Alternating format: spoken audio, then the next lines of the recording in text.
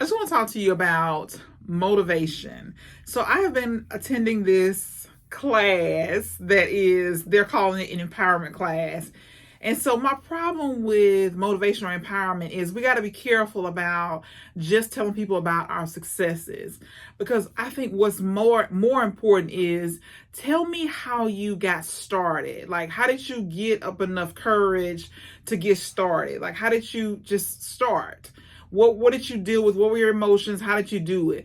Tell me about the messy middle, like the troubles that you had, the challenges, how you overcame the fear, how you overcame the rejection. I think that's more important, that people can walk away and they can know that, okay, I might have these challenges. This is how I can respond. These are the things that I might happen that might go on. How do I, when I get stuck, what do I do? When I need encouragement, what do I do?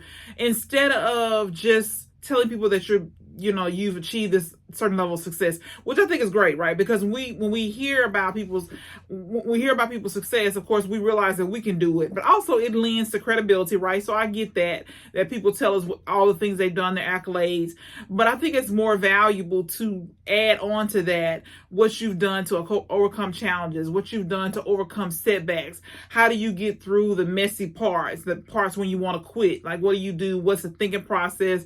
I think that's more valuable, instead of, because when you leave people that have encouraged you or empowered you, then that's all you've got, right? You don't have what you really need. And that is, how do I move forward? How do I get past these parts that are hard? And so it is important that if that's the route that we choose, encouragement, empowerment, I think it's great.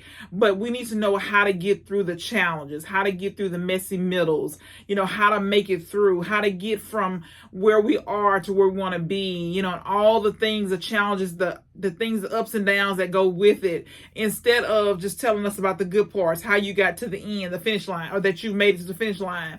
Because it's not as valuable, right, as if we had more information about that we're not the only ones, right? Because if we just tell people about that we achieved this level of success, all we see is a success. We don't know that you've had to encounter these same things that we're encountering, and you knew how to, or you learned to maneuver through these challenges. So it's valuable to tell people your ups and your downs, your good times and your bad times, and tell people how you made it through the bad times. And the more the merrier, right? Because people need to know that there will be challenges one after another. There will be things that will be completely out of our control, and we can still make it, that we can still just keep pushing forward. And how to do that, if somebody they've done it, they can tell you what they've done, how they've overcome.